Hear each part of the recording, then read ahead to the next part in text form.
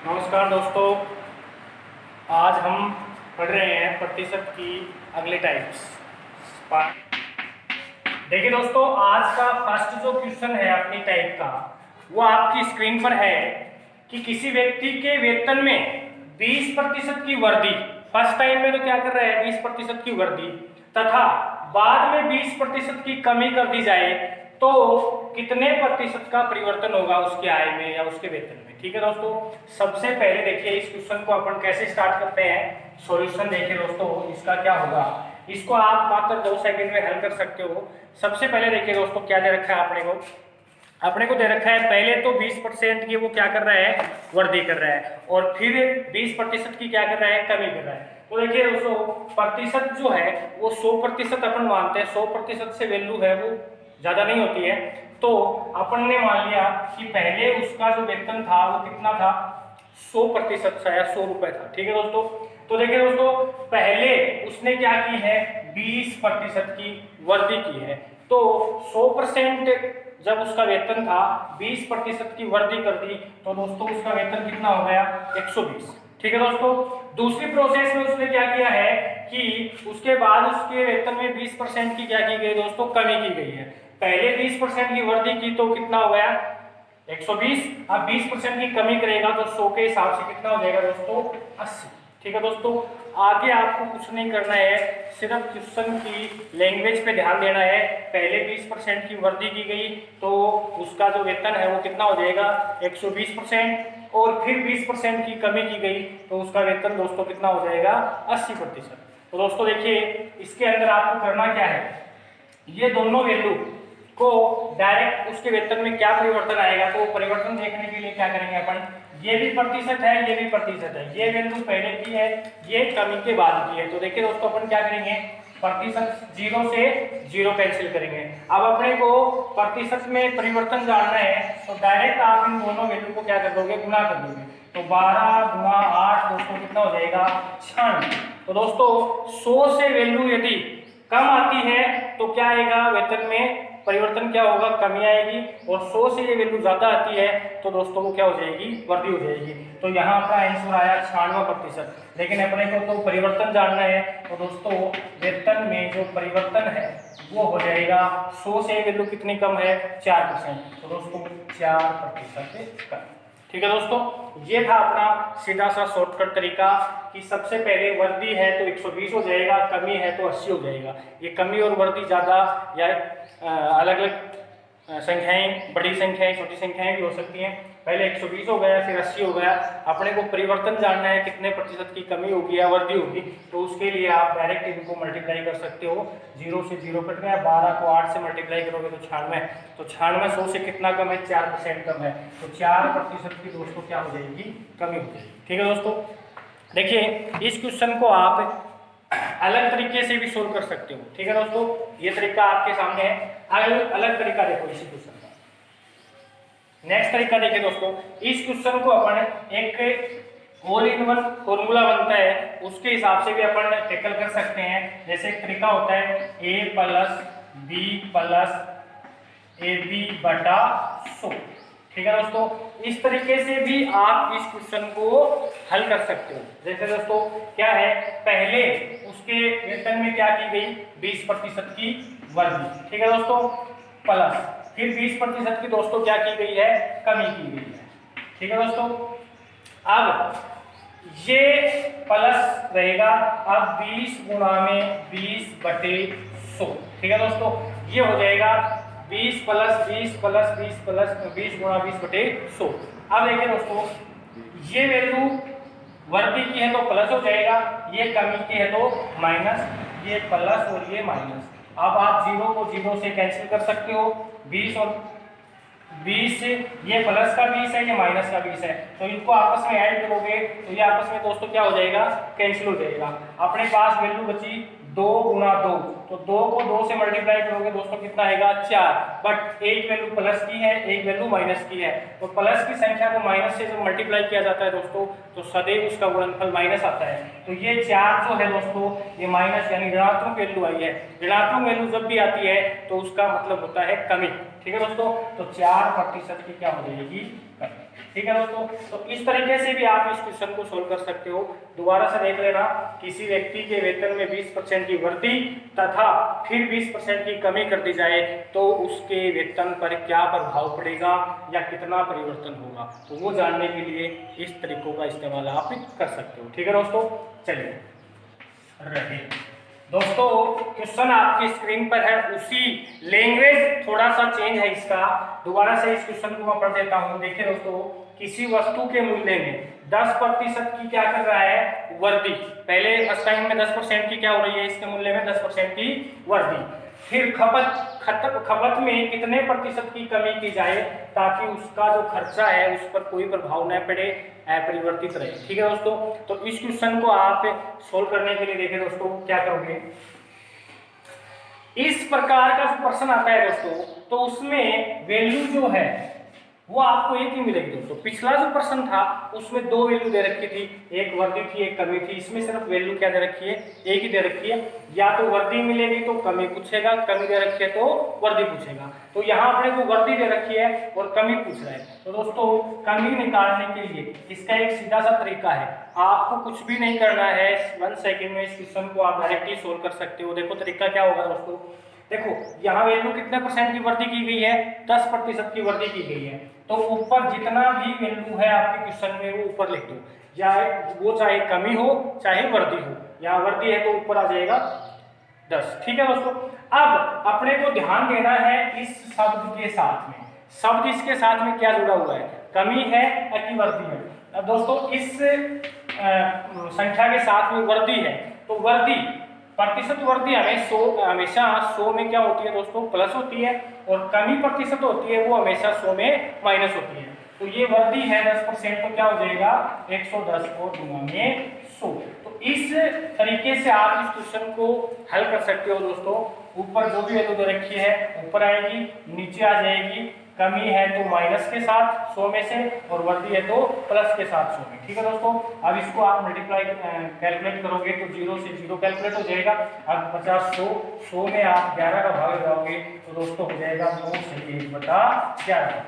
तो दोस्तों उसकी खपत में कितने प्रतिशत की आपको कमी करनी पड़ेगी, 9 से ही 1/11% की आपको कमी करनी पड़ेगी। तो अधिक देकर कम पूछेगा। तो अगला क्वेश्चन इसी प्रोसेस में क्वेश्चन है, ये इंपोर्टेंट प्रश्न बनता है, लैंग्वेज इसकी इंपोर्टेंट है, ध्यान में रखना। देखो इसकी लैंग्वेज क्या है कि राम की आय श्याम से 25% दोस्तों क्या है, कम है। ठीक है, और श्याम की आय है वो राम से अधिक होगी, तो कितने प्रतिशत अधिक होगी ये पूछा गया है दोस्तों।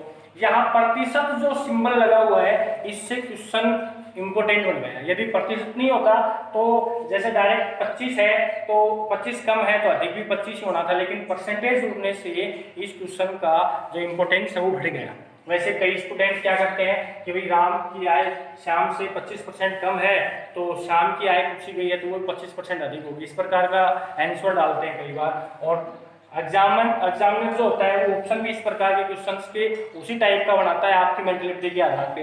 पहला जो इसका ऑप्शन मिलेगा दोस्तों वो 25% ही मिलेगा, लेकिन उसके साथ अधिक शब्द बनेगा जो कि क्या होगा, गलत होगा। तो जैसे देखिए दोस्तों इसको अपन कैलकुलेट कैसे करते हैं, तरीका इसका सेम है पिछले क्वेश्चन के जैसा, बट लैंग्वेज इसकी अलग है। तो देखिए दोस्तों यहाँ अपने को कमी दी गई है, वृद्धि पूछी है, अधिक शब्द पूछा है, वृद्धि पूछी है।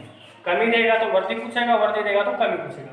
तो वृद्धि जो प्रतिशत में पूछी गई है तो क्वेश्चन की जो तरीका है हल करने का वही हो जाएगा, 25% कमी है तो ऊपर क्या लिख देंगे 25। अब ये कमी है तो मैंने आपको बताया था प्रतिशत कमी हमेशा 100 में से लेफ्ट होती है, तो 25 को अपन 100 में से घटा देंगे तो दोस्तों कितना हो जाएगा 75 और गुणा में 100, ये आ जाएगी वृद्धि कितने प्रतिशत होगी। तो 25 से आप इसको कितनी बार काटोगे, 3 बार। अब 100 में आपको 3 का भाग लगाना है, तो 100 में दोस्तों जब 3 का भाग लगाओगे तो हो जाएगा 33 से 1/3% वृद्धि। ठीक है दोस्तों, तो इस प्रकार के क्वेश्चन को आप दोबारा से रीड कर देता हूं मैं। चावल के मूल्य में 25% की कमी होने पर एक व्यक्ति 240 रुपए में, दोस्तों 240 रुपए में 2 kg चावल वो अधिक खरीद रहा है, तो चावल वर्तमान में किस भाव से बिक रहा है, चावल का वर्तमान मूल्य क्या है।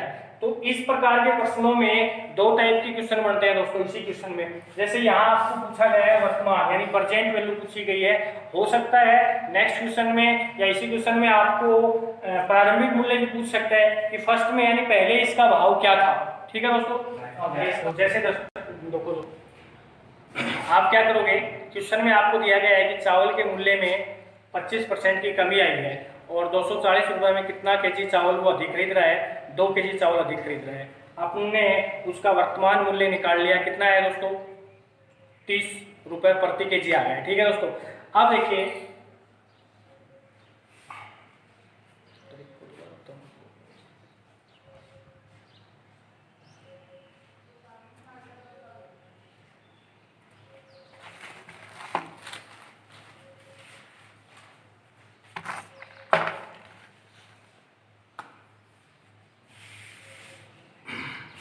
देखिए दोस्तों क्वेश्चन है चावल के मूल्य में 25% की कमी होने पर एक व्यक्ति 240 रुपए में 2 केजी चावल अधिक खरीद रहा है, तो उस चावल का वर्तमान मूल्य क्या होगा।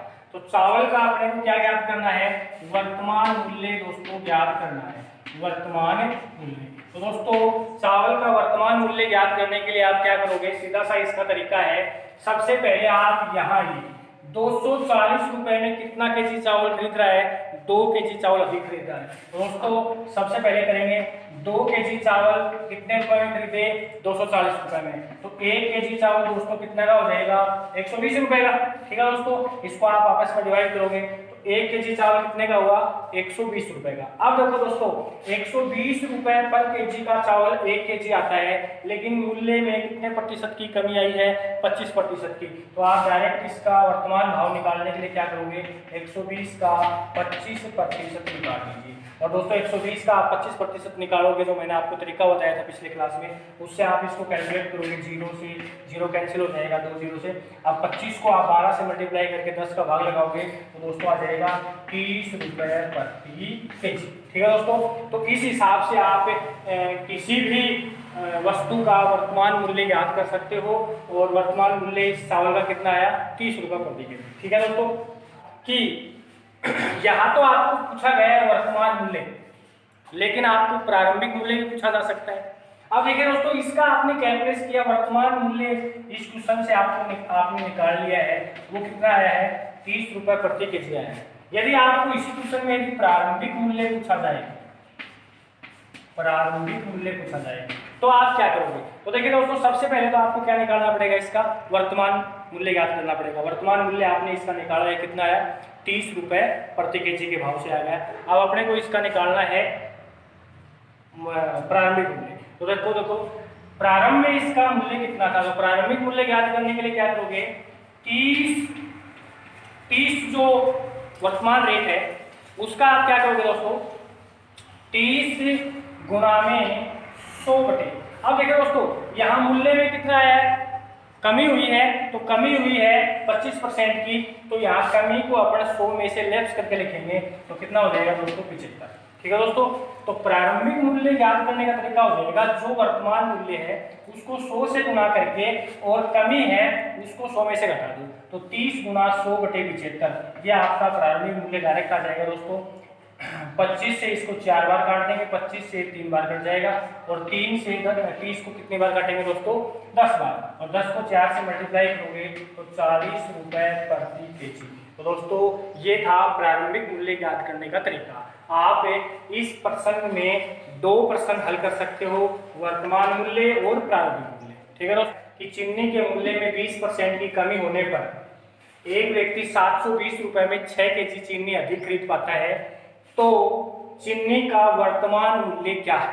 ठीक है दोस्तों, यहाँ वर्तमान मूल्य पूछा गया है, लेकिन अपन दोनों मूल्य निकालेंगे, प्रारंभिक मूल्य भी निकालेंगे और वर्तमान मूल्य भी निकालेंगे। तो देखिए दोस्तों वर्तमान मूल्य ज्ञात करने का तरीका आपको मैंने अभी बताया था। वर्तमान मूल्य ज्ञात करने का तरीका क्या होगा, आपको इस बिंदु पे ध्यान देना है, 720 रुपए में कितना चीनी है वो अधिक खरीद रहा है, वो 6 केजी। तो देखो 6 केजी चीनी दोस्तों कितने रुपए में खरीद रहा है, 720 रुपए में। तो 1 केजी चीनी कितने की आएगी दोस्तों, 6 से आप इसको डिवाइड करोगे तो 6 का भाड़ा इसमें जाएगा 12 यानी 120 रुपए। प्रति केजी। तो दोस्तों 6 केजी चीनी 720 रुपए में आती है, तो 1 केजी चीनी कितने रुपए में आएगी? 120 रुपए में। ठीक है दोस्तों।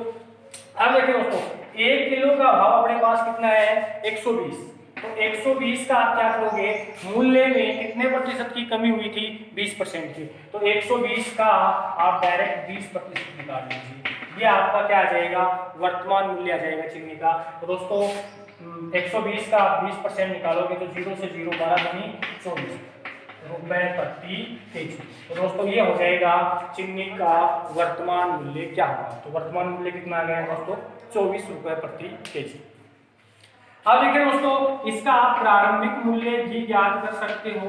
प्रारंभिक मूल्य इसी पर्सन से, इसी टाइप से आप देखो प्रारंभिक मूल्य ज्ञात करोगे। वर्तमान मूल्य कितना है दोस्तों? 24 रुपए प्रति केजी। तो प्रारंभिक मूल्य ज्ञात करोगे तो कैसे करोगे? 24 मल्टीप्लाई 100। अब देखिए दोस्तों 20% की कमी हुई तो कितना करेंगे? 80। ठीक है दोस्तों, वृद्धि होती तो यहाँ 120 हो जाता, कमी है तो 80 हो जाएगा। अब इसको आप कैलकुलेट करोगे, 0 से 0 काट दोगे, 8 से कितनी बार कट जाएगा? 3 बार, और 10 को 3 से गुना करोगे तो कितना हो जाएगा दोस्तों? 30 रुपए प्रति केजी। ठीक है दोस्तों, तो प्रारंभिक मूल्य उस चीनी का कितना था? 30 रुपए प्रति केजी, और वर्तमान मूल्य कितना है दोस्तों? 24 रुपए प्रति केजी। ठीक है दोस्तों, पढ़ेंगे दोस्तों। नेक्स्ट टाइप दोस्तों क्या है? किसी परीक्षा में एक विद्यार्थी 40% अंक प्राप्त करता है तथा 20 अंकों से फेल हो जाता है। फेल हो गया। एक अन्य विद्यार्थी उसी परीक्षा में 48% अंक लेता है तथा वह 28 अंक ज्यादा लेके जाता है। तो परीक्षा का पूर्णांक ज्ञात करो। दोस्तों पूर्णांक का मतलब होता है परीक्षा कितने नंबर की थी। ठीक है दोस्तों, तो परीक्षा का टोटल मार्क्स पूछा गया है कि टोटल परीक्षा कितने नंबर, फर्स्ट और सेकंड। सबसे पहले आपको देखो क्या करना है। पहला जो विद्यार्थी है उसने कितने अंक प्राप्त किए? 40% अंक प्राप्त किए। दूसरा जो विद्यार्थी है उसने कितने अंक प्राप्त किए दोस्तों? 48% अंक प्राप्त। ठीक है दोस्तों, अब देखिए दोस्तों ये जो विद्यार्थी है ये कितने अंकों से फेल हो गया? 20 अंकों से फेल हो गया, यानी इसके 20 नंबर की क्या पड़ गई? कमी पड़ गई। लेकिन ये जो विद्यार्थी है दोस्तों ये पास होने से कितने अंक अधिक ले गया? 28 अंक, यानी इसने 28 अंक क्या लेके गया दोस्तों? ये अधिक लेके गया। दोस्तों देखिए फर्स्ट विद्यार्थी 40% के साथ 20 अंकों की कमी रह गई या फेल हो गया। सेकंड विद्यार्थी 48% के साथ 28 अंक फालतू ले गया। तो दोस्तों सबसे पहले आपको करना क्या है? देखिए दोस्तों ये प्रतिशत दोनों विद्यार्थियों का है, तो सबसे पहले आपको क्या करना है? प्रतिशत दोनों है तो प्रतिशत का अंतर कितना हो जाएगा दोस्तों? 48 और 40 का अंतर कितना हो जाएगा? 8%। ठीक है दोस्तों, प्रतिशत 40 में से 48 आप घटाओगे तो दोस्तों कितना आ जाएगा? 8%। अब इन वैल्यू का भी आपको क्या करना है दोस्तों? अंतर करना है। ध्यान रखना दोस्तों दोनों वैल्यू आपस में सेम वैल्यू का अंतर करना है, क्योंकि प्रतिशत में समान इकाई के ही जो संख्याएं होती हैं उनकी कैलकुलेशन होती है दोस्तों। तो यहाँ प्रतिशत था, ये प्रतिशत था, तो 40 और 48 का अंतर कितना आ गया? 8%। अब ये अंकों का मान है, ये भी अंकों का मान है, तो इन दोनों का भी आपको अंतर करना है। तो दोस्तों सबसे मुख्य इंपोर्टेंट जो बात है वो यही है। ठीक है दोस्तों, अब आपने इन दोनों का तो डायरेक्ट अंतर कर दिया, 8% आ गया, लेकिन इन दोनों का अंतर यदि आप करते हो सीधे तरीके से, यदि कई बार स्टूडेंट क्या करता है कि 20 में से 28 घटा देता, 8 इसका भी 8 लेगा, वो दोस्तों गलत हो जाएगा। क्यों गलत हो जाएगा? क्योंकि इनकी जो इकाई है दोस्तों वो अलग अलग है। इसके साथ कमी शब्द लगा हुआ है और इसके साथ अधिक या वर्गी शब्द लगा हुआ है। तो इकाई दोस्तों अलग अलग हो और समान इकाई हो, उस समय थोड़ा सा आपको ध्यान रखना है। जैसे मान लो इसका एक दूसरा तरीका बता देता हूँ मैं कि इसका अंतर कैसे करेंगे। जैसे मान लो दोस्तों आपने 100 अंक प्राप्त किए। ठीक है दोस्तों, अब 100 अंक प्राप्त किए तो सबसे पहले 100 अंक की परीक्षा थी, तो सबसे पहले कितने अंक की, यानी फर्स्ट स्टूडेंट को कितने अंकों की कमी रहेगी? 20 अंकों की। तो 100 अंक की परीक्षा में 20 अंक की कमी रह गई तो उसे मिले कितने दोस्तों? 80। ठीक है दोस्तों, अब देखो दूसरा जो स्टूडेंट है वो कितना ज्यादा लेके गया? 28। तो 100 अंक की परीक्षा में 28 अंक ज्यादा मिले तो कितने अंक हो गए दोस्तों? 128। ठीक है दोस्तों, तो आपको क्या करना है? इन दोनों का अंतर करना है, 128 और 80। तो 128 में से 80 घटाओगे तो दोस्तों कितना आएगा? 48 आएगा। ठीक है दोस्तों, कभी ये मत कर देना कि 20 में से डायरेक्ट आपने 28 घटा दिया, नहीं घटाना है क्योंकि दोनों की इकाई अलग अलग है। तो मैंने इस तरीके से भी आपको समझाया है। दूसरा एक तरीका और बता देता हूँ अंतर करने का। यदि क्वेश्चन में जब आपको अंतर करना है तो इकाई का ध्यान देना है दोस्तों। इकाई दो तरीके से मिलेगी, एक तो समान इकाई और एक असमान इकाई। ठीक है दोस्तों, समान इकाई यदि क्वेश्चन में दे रखी है तब तो सदैव आपको करना है माइनस, और असमान इकाई दे रखी है तब क्या करना है दोस्तों, प्लस। समान और असमान का मतलब क्या हो जाएगा दोस्तों, यदि यहाँ भी कमी हो, यहाँ भी कमी हो, यहाँ भी अधिक हो, यहाँ भी अधिक हो, वो तो प्रोसेस होती है समान इकाई की। यहाँ कमी, यहाँ वृद्धि, या यहाँ वृद्धि, यहाँ कमी हो, वो होती है असमान प्रोसेस की। तो दोस्तों यहाँ दोनों इकाइयाँ क्या है, असमान है, तो इन दोनों का अंतर करते समय अपन क्या करेंगे, योग करेंगे। तो 20 और 28 दोस्तों कितना हो जाएगा, 48। तो किसी भी तरीके से यदि आप इनका अंतर करते हो तो सेम आएगा 48। ठीक है दोस्तों। तो रखो दोस्तों 8% जो है वो कितने के बराबर है, 48 के बराबर है। तो 1% दोस्तों कितने के बराबर हो जाएगा, इससे आप इसको डिवाइड करोगे तो कितना आ जाएगा दोस्तों, 6। तो 8% 48 के बराबर था, तो 1% दोस्तों कितने के बराबर हो गया, 6 के बराबर। अपने को मान कितने का निकालना है, 100% का। तो 100% दोस्तों कितने के बराबर हो जाएगा, यानी 100 को 6 से गुना करेंगे तो दोस्तों कितना हो जाएगा, 600। तो परीक्षा का जो पूर्णांक है दोस्तों वो कितना हो जाएगा दोस्तों, 600। समझ। जो पूछी जा सकती है आपसे कि परीक्षा का पास मार्क, ठीक है दोस्तों। तो पास मार्क भी पूछा जा सकता है। तो पास मार्क आपके पास दो विद्यार्थी हैं, पहला विद्यार्थी, सेकंड विद्यार्थी, यानी एक पास होने वाला, एक फेल होने वाला। तो आप कोई भी एक विद्यार्थी के हिसाब से पास मार्क निकाल सकते हो। जैसे फर्स्ट विद्यार्थी के हिसाब से पास मार्क निकाल रहे हो तो प्राप्तांक आपने कितने निकाले थे, सॉरी पूर्णांक आपने कितने निकाले थे दोस्तों, 600। यानी परीक्षा कितने नंबर की थी, 600 नंबर की थी। तो सबसे पहले आप दोस्तों क्या करोगे, जैसे पहले विद्यार्थी के हिसाब से आप निकाल रहे हो तो 600 का 40% निकालिए, 600 का 40%। तो दोस्तों 600 का 40% आप निकाल रहे हो तो प्रतिशत के कितने जीरो बढ़ेंगे, 2। तो प्रतिशत से 2 जीरो कैंसिल हो जाएंगे और 6 को आप 40 से मल्टीप्लाई करोगे तो 6 चौक 24 यानी 240। ठीक है दोस्तों। तो 600 का 40% आपने कितना निकाला दोस्तों, 240 निकाला। अब ये विद्यार्थी था, ये कितने अंकों से फेल हो गया था दोस्तों, 20 अंकों से फेल हो गया था। तो 20 अंक इसमें ऐड कर दो तो ये हो जाएगा 260। तो परीक्षा को पास करने के लिए कितने अंकों की आवश्यकता थी दोस्तों, 260 की। या परीक्षा का पास मार्क कितना हो जाएगा, 260। आपकी स्क्रीन पर वो है, उसी टाइप का क्वेश्चन है। किसी परीक्षा में एक विद्यार्थी को 30% अंक प्राप्त हुए तथा वह 10 अंकों से फेल हो गया।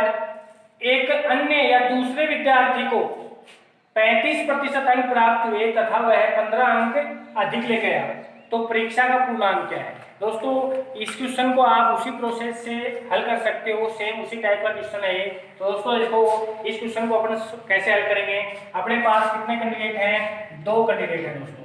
तो इस कैंडिडेट ने कितने अंक प्राप्त किए, 30, और दूसरे ने कितना अंक प्राप्त किया दोस्तों, 35%। ये कितने अंकों से फेल हो गया दोस्तों, 10 अंकों से। ठीक है दोस्तों। और ये कितने अंक ज्यादा लेके गया है दोस्तों, 15 अंक ज्यादा ले गया है। तो सबसे पहले आपको क्या करना है, अंतर इनका करोगे तो 30 और 35 का अंतर दोस्तों कितना हो जाएगा, 5%। ठीक है दोस्तों, 30 और 35 का अंतर कितना हो जाएगा, 5%। अब इन दोनों का भी अंतर करोगे तो इसके साथ में कमी शब्द है और इसके साथ वृद्धि या अधिक शब्द है। तो दोस्तों इकाइयां क्या है, दोनों असमान है, अलग अलग है। तो असमान इकाइयां आपस में क्या हो जाएंगी, दोनों प्लस हो जाएंगी। तो 15 और 10 कितना हो जाएगा, 25। तो 5% के बराबर आपका मान कितना आ गया दोस्तों, 25 आ गया। तो 1% के बराबर दोस्तों कितना हो जाएगा, इसको आप डिवाइड करोगे तो 5। ठीक है दोस्तों, 5% बराबर 25 है तो 1% का मान कितना हो जाएगा, 5। अपने को तो कितने का वैल्यू याद करना है, 100% का वैल्यू याद करना है। तो 1% 5 है तो 100% दोस्तों कितना हो जाएगा, 5। तो दोस्तों ये हो जाएगा परीक्षा का पूर्णांक। तो जो टाइप आती है आपकी वो क्या है। नेक्स्ट जो क्वेश्चन आता है अगली टाइप का, वो आपकी स्क्रीन पर है। किसी परीक्षा में उत्तीर्ण होने के लिए 40% अंक लाना अनिवार्य है और एक विद्यार्थी को 400 अंक प्राप्त हुए तथा वह 80 अंकों से फेल हो गया। तो परीक्षा का पूर्णांक ज्ञात करो, यानी परीक्षा यानी तो अपने को परीक्षा का पूर्णांक ज्ञात करना है। परीक्षा का पूर्णांक यानी परीक्षा कितने नंबर की थी। तो परीक्षा का पूर्णांक ज्ञात करने के लिए अपन दोस्तों क्या करेंगे, सबसे पहले देखिए दोस्तों, परीक्षा को पास होने के लिए कितने अंकों की आवश्यकता थी, 40% अंक लाने अनिवार्य थे। लेकिन एक विद्यार्थी ने कितने अंक प्राप्त किए, 400 अंक प्राप्त किए। पूर्णांक देखिए दोस्तों, अपने को ज्ञात करना है पूर्णांक, यानी परीक्षा कितने नंबर की थी। परीक्षा का पूर्णांक ज्ञात करने के लिए अपने पास दो प्रोसेस है। देखिए दोस्तों, उस परीक्षा को पास करने के लिए कितने अंकों की आवश्यकता थी, 40% अंकों की आवश्यकता थी। बट उस विद्यार्थी ने किया क्या दोस्तों, 400 अंक प्राप्त किए और कितने अंकों से फेल हो गया, 80 अंकों से फेल हो गया। यदि ये 80 अंक उसको मिल जाते तो वो दोस्तों क्या हो जाता, पास हो जाता। ये 40% जो है ये किसके बराबर है, कौन सी वैल्यू के बराबर है दोस्तों, पास की वैल्यू के बराबर है। और यदि उसको 80 अंक मिल जाते तो उसका टोटल कितना हो जाता दोस्तों, 480, तो वो भी क्या हो जाता दोस्तों, पास हो जाता। तो इधर परसेंटेज वैल्यू में पास की कंडीशन कितनी है दोस्तों, 40%, और अंक की वैल्यू में दोस्तों पास की वैल्यू कितनी है, 480। तो अपन कह सकते हैं कि 40% के बराबर है कितनी वैल्यू है दोस्तों, 480। तो 1% के बराबर दोस्तों कितना हो जाएगा, 40 से आप इसको डिवाइड करोगे तो कितना हो जाएगा दोस्तों, 12। ठीक है दोस्तों, 40% बराबर 480 है, तो 1% की वैल्यू कितनी हो जाएगी दोस्तों, 12। तो अपने को कितने प्रतिशत का मान ज्ञात करना है, 100% का।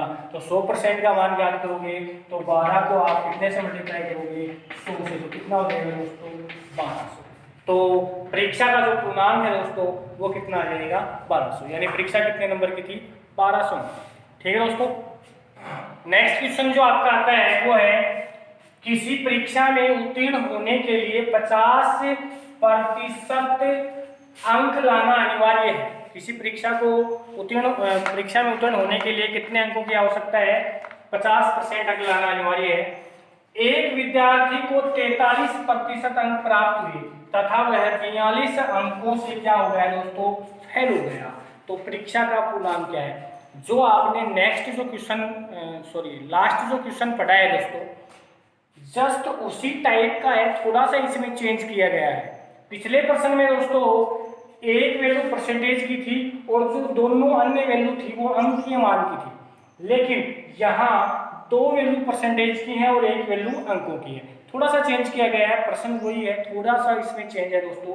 तो इस क्वेश्चन को अपन कैसे सोल्व करेंगे दोस्तों, देखिए इस क्वेश्चन का पूर्णांक ज्ञात करने के लिए क्या करेंगे, परीक्षा पास होने के लिए उसको कितने अंक लाने अनिवार्य थे, 50%, लेकिन वो लेके कितना आया दोस्तों, 43%।